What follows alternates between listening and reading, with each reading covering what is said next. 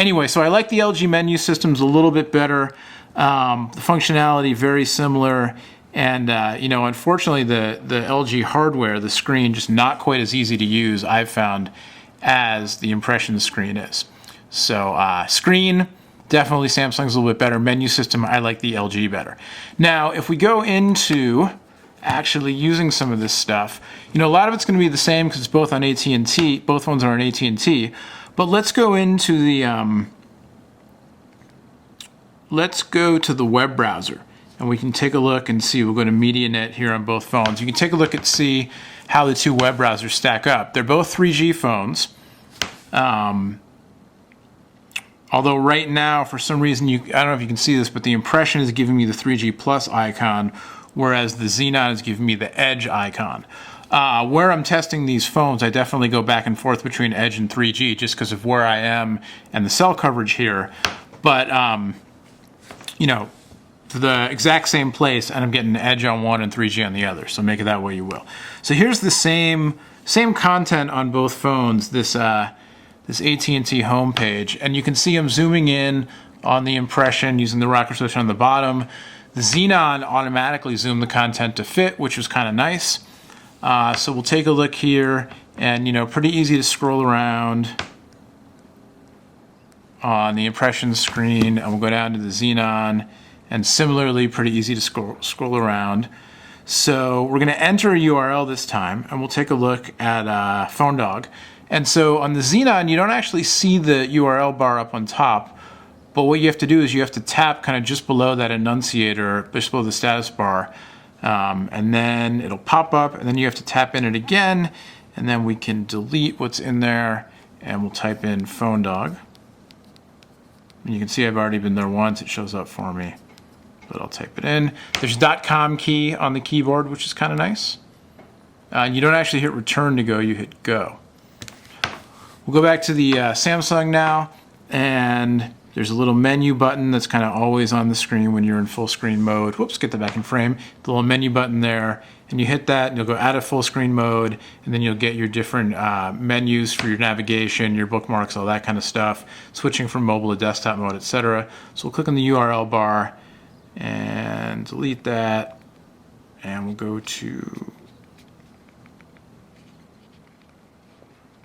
phonedog.com,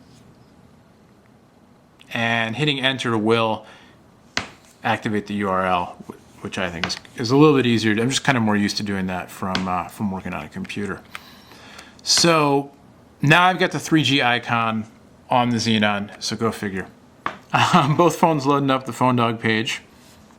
On the impression, looks like the page is just about loaded, so it loaded a little bit faster on the impression. And we'll zoom out. You can also do this on screen once you've called up the zoom bar.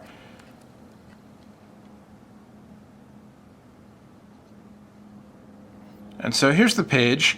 And again, you know, just because of where I am, I guess the signal strength not quite as good on the Xenon, not quite sure, but that page is still loading.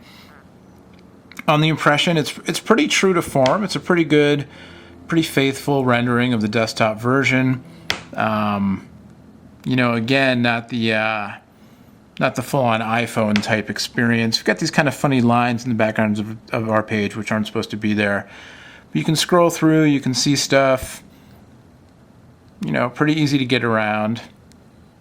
We'll go to a video, and we'll see what happens if I try to load up a YouTube video on the impression.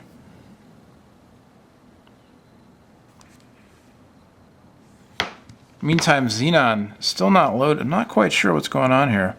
Some of the images are loading, but not all of them, or are loaded rather. So I'm going to just see if I can click through the magnet unboxing and get that page loaded up. Meantime, on the impression, here it is. Video's not showing because I don't have Flash Player. So if I click through, we'll go to YouTube.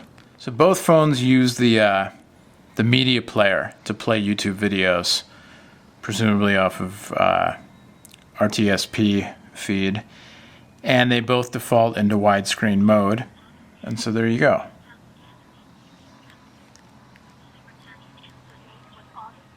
So pretty similar, you know, the impression, larger screen, bigger screen, so the image is a little bit bigger. But on both devices, you know, you can call up your on-screen menus and so on and so forth. The impression does offer a full screen stretch mode. Kind of nice.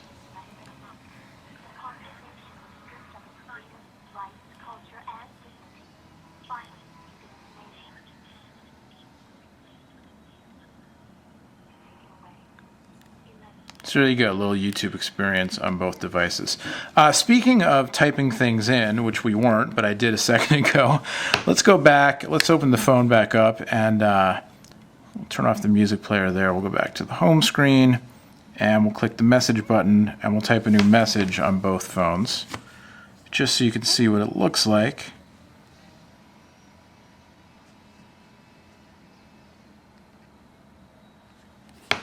So here are your two messaging screens, the Xenon on top, the impression on the bottom. The impression obviously gives you a little bit more room to type your message in. So I like the size of the impressions keyboard. Plenty of room. The keys are big. Plenty of room between keys. You know, the phone itself is big enough that it affords that. A little bit of a mushy feel to the keys. Not bad. The spacebar on mine, a little bit funny. I mentioned that in the original video that I did. But, you know, not bad. I actually like the feel of the keys on the LG phone a little bit better. Just a little more of a solid click.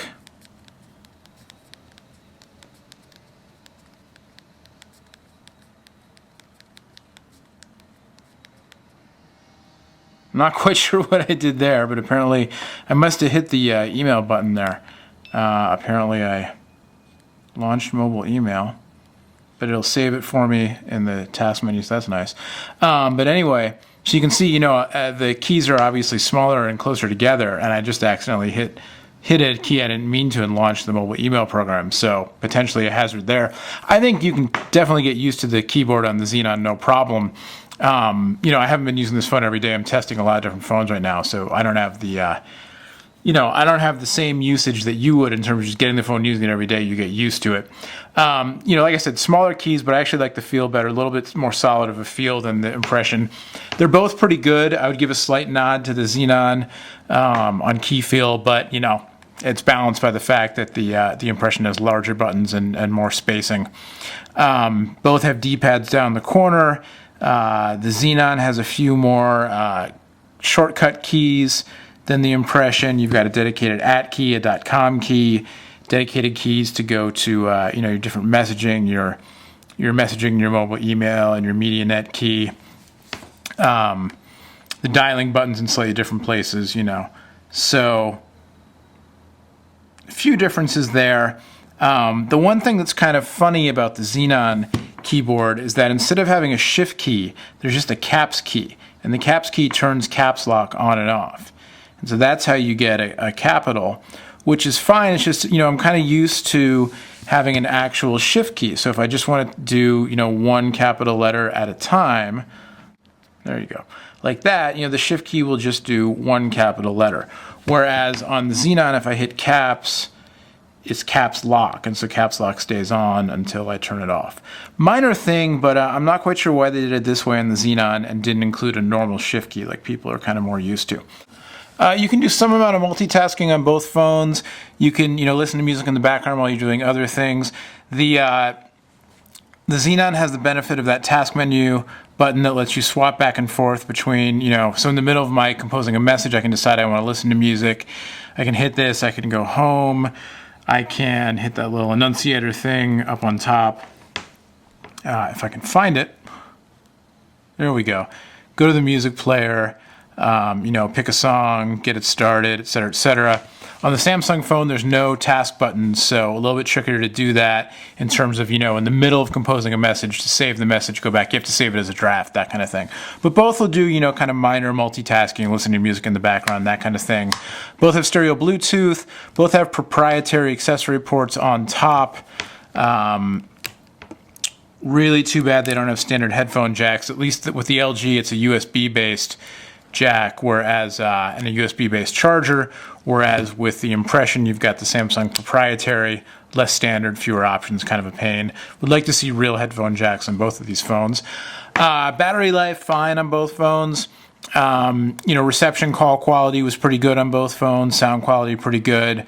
2-megapixel camera with flash on the Xenon, 3-megapixel camera, no flash on the Impression. Even though the megapixel count is higher on the Impression, camera quality about the same, pretty run-of-the-mill for a cell phone. The LED flash helps a little bit if you're up close. It'll basically let you get a shot that you couldn't have gotten otherwise, but it won't necessarily make that shot good, if you know what I mean. You can take a shot at night, and at least you'll have the picture, even if it's not a very good picture. So a little tiny bonus there for the Xenon in terms of the flash. Both phones, have Bluetooth, stereo Bluetooth, like I said. You're not going to do heavy syncing with your computer on either of these phones because they're not smartphones. So there you go. Again, very similar phones. Mainly it comes down to size and feel of both the device and of the the software itself, and then also, of course, the price. The retail price, or the retail price with contract, twice as much for the Impression as for the Xenon, $199 versus $299 on contract. But you might be able to find the phones for cheaper if you go through PhoneDog, use our phone finder, click through to some of our partners, or shop around other places on the web. All right, so all in all, like I said, it's hard to go wrong with either one of these phones. If you're looking for a full-featured messaging phone on AT&T, but you don't want to step up to a full-on smartphone and deal with the data plan or the complexity of using a smartphone. Both of these phones do a lot. 3G, no Wi-Fi, but the 3G is fine. AT&T's network is pretty extensive. The touchscreens on both are resistive, not capacitive. They work fine. All in all, I went through it all, so there's no reason to repeat it. All in all, both phones work well. They have their quirks. I think if you do a lot of web browsing, you're going to like the Impression better. The bigger screen and the better web browser just make for a better experience if you're doing a lot of web browsing on the device. If you're, obviously you're going to be looking at doing messaging. If you're looking at one of these phones, rather, you're going to be doing a lot of messaging, I would imagine. Both phones work well. The Impression's keyboard, a little bit bigger, a little bit easier to move around. But the Xenon, after a little bit of practice, I had no problems with it, really. So a lot of it just comes down to size and just personal preference. So you really have to get them in hand yourself and just kind of decide. The Impression's definitely a large phone. And it's not unwieldy at all, but some people might not like that. They might think, wow, the Xenon's so small and compact and cute, it's great. But then again, the bigger screen on the Impression, really nice to look at, great for web browsing, as I said, and just kind of general use. So it really comes down to what you want. I wish that both phones had 3.5mm headphone jacks. I wish, the web browser on Xenon was a little bit better. I wish that the TouchWiz system on the Impression had more widgets and, that kind of thing. So I kind of like to morph the two phones together. I can't. So me personally, I would probably wind up going with the Impression, mainly because it has the better web browser. And even I installed Opera Mini on the Xenon, and it didn't work out all that well. The Xenon's web browser is usable, but the Impression is just much better. It's much closer to a full, a desktop experience, closer to the higher end state-of-the-art browsers like the Android and Opera Mobile and iPhone and that kind of thing. So, I think because the web browsing's better and, the screen's just kind of snazzier and stuff, I think I would go with Impression myself. But honestly, I don't think there's a bad choice here. And, if budget's a concern, $100 less on AT&T, from the AT&T stores, Xenon, that's definitely something to look for. Flash on the camera, not a big deal, But so again, it's really a matter of personal preference. I kind of like the menu system on Xenon a little bit better, and the LG interface, I think is a little more eye-pleasing. But web browsing's big, and functionality-wise, that's a big thing for me. So I'm going to go with the Impression as the winner of this dogfight, but it's close. It's real close. All right? So till next time, much more on whatever comes out, whatever's new. We've got full reviews videos on both of these devices individually, so go check them out. And again, you know, it's a dogfight. I picked a winner, but honestly, you're gonna do right with either one of these devices, I think. All right, so go try them out. As always, the best one for me may not be the best one for you. Till next time, I'm Noah from PhoneDog.com. Much more on these phones and all the other phones over on PhoneDog.com, where you can also spin the One Pod Bandit for a chance to win. It's free, so check it out. All right, we'll see you next time. Take care.